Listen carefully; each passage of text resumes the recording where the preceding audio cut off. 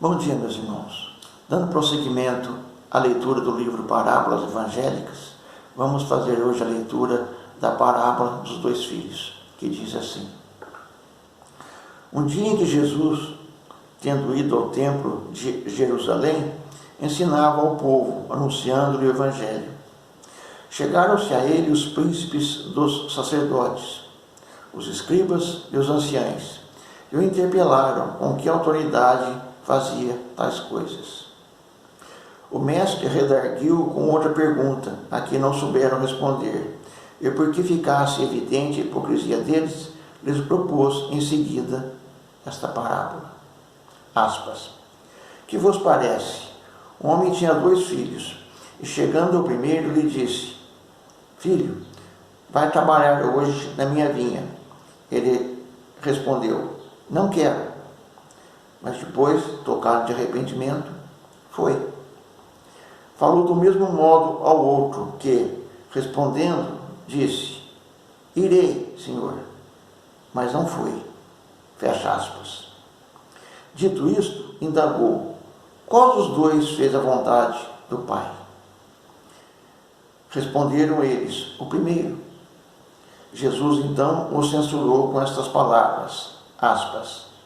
Na verdade vos digo que os publicanos e as meretrizes entrarão primeiro que vós no reino de Deus. Fecha aspas. Mateus 21, 28, 31.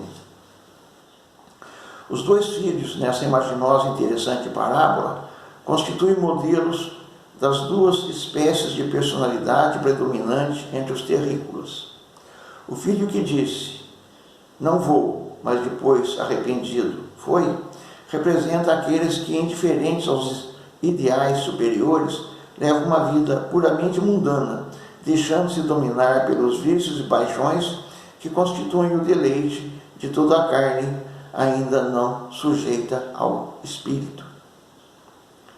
Chega um dia, porém, em que, saturando-se das misérias da vida, enojado dos falsos prazeres, aspas, cai em si, fecha aspas, descobre os gozos e as delícias que a alma pode sentir na virtude e na prática do bem.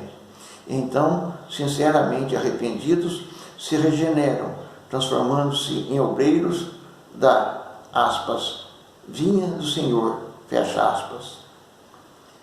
O filho que disse, irei, Senhor, mas não foi, personifica a seu turno os devotos sem obras, os que atravessam toda a existência, procurando manter uma aparência de respeito e de religiosidade, que se mostram muito cuidadosos no tocante às, aspas, obrigações, fecha aspas, estatuídas pelo culto tradicional, como se isso fosse, aspas, tudo, fecha aspas, e nessa enganosa suposição não cogitam de vencer as suas fraquezas e imperfeições, nem se preocupam em realizar algo a benefício da coletividade.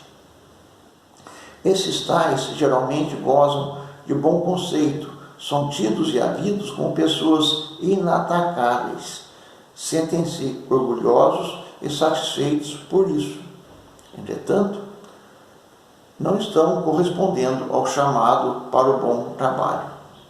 Incluem-se nesse número os mentores religiosos de todos os credos, que deveriam guiar os membros de suas igrejas ao conhecimento da verdade e, com seus exemplos, edificá-los na observância às leis de Deus, mas que, ou por desídia, ou porque se achem absorvidos em questões de interesse material, não cumprem a elevada missão de que estão investidos.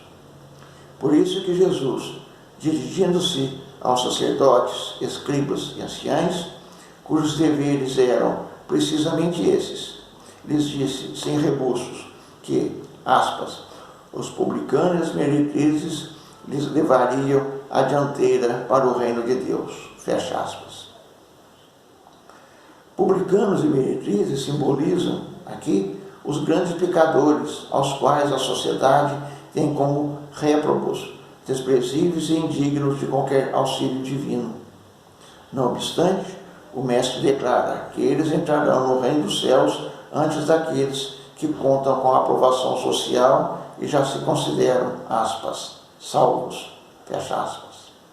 E que esses pecadores, porque muito vêm a sofrer, adquirem sensibilidade, tornam-se acessíveis e, quando tocados pelo amor, mudam de vida, aproveitando então a experiência adquirida através de duras provas.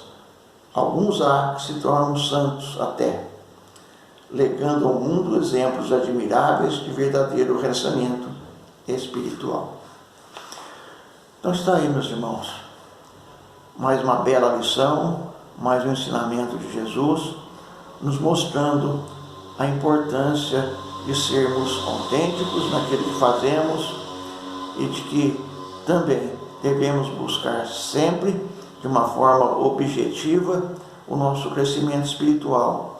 Não nos prendermos às coisas da matéria, nos afastarmos das ilusões da carne, porque tudo isso nos prende a este plano material.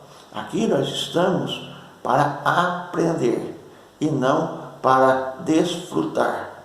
Quando nós nos esquecemos que aqui viemos para aprender e começamos a desfrutar, nós nos tornamos prisioneiros, escravos dos sentidos físicos.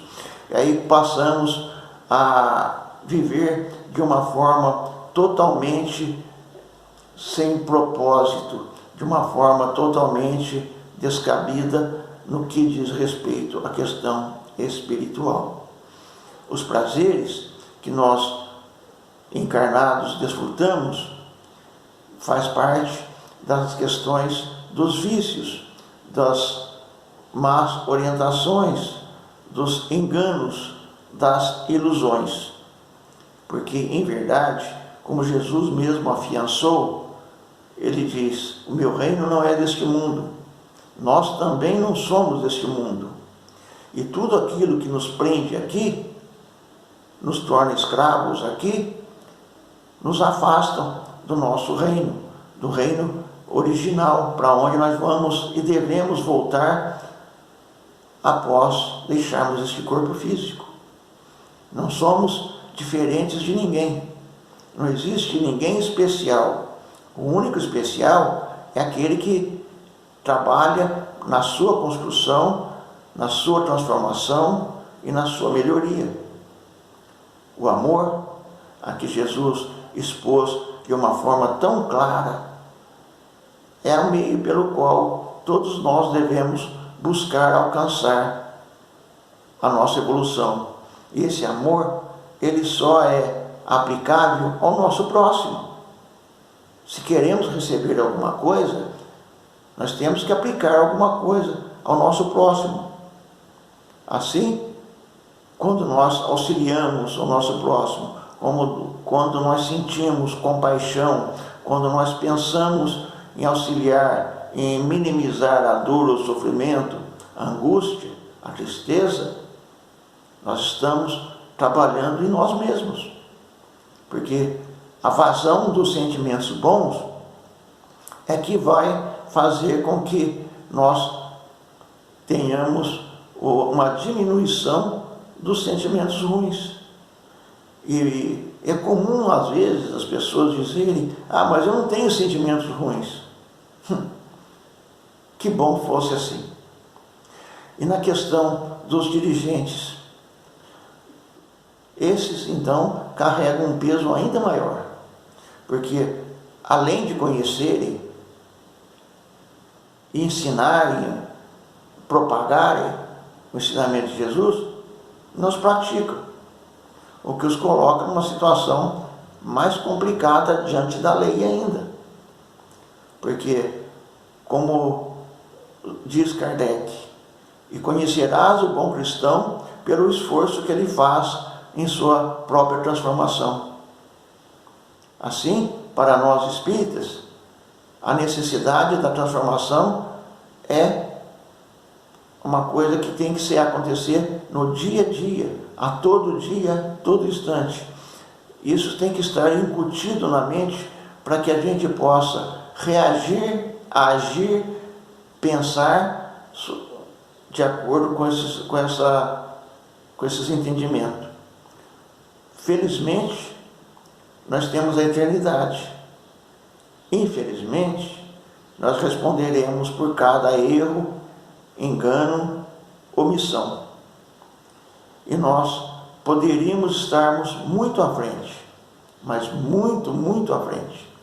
Só não estamos ainda porque continuamos relapsos, continuamos buscando alguém que nos crie situações, que nos diga o que fazer, que nos oriente de acordo com os nossos desejos.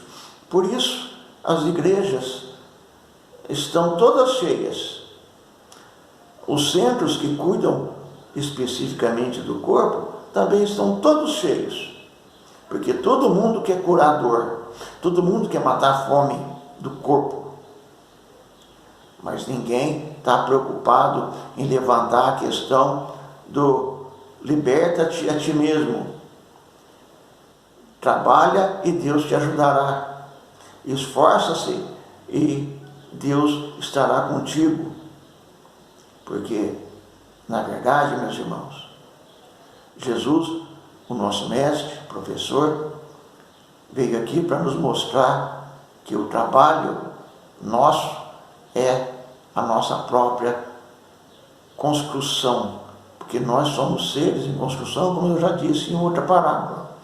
E essa construção vai depender dos bons materiais que nós utilizemos. Esses bons materiais são as boas obras.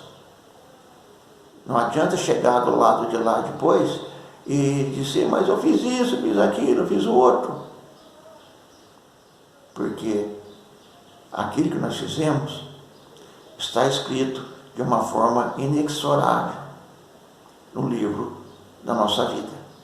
Porque a cada dia que nasce é uma página em branco em que nós temos a oportunidade de escrever uma nova história. Como diz o Chico, nós não podemos mudar o passado, mas nós podemos mudar o futuro. Eram isso, meus irmãos. Que as bênçãos de Deus, nosso Pai, de Jesus, nosso Mestre, os abençoe, os fortaleça, os ilumine e os conforte. Que possamos prosseguir nessa caminhada, buscando seguir os ensinamentos de Jesus. Bom dia.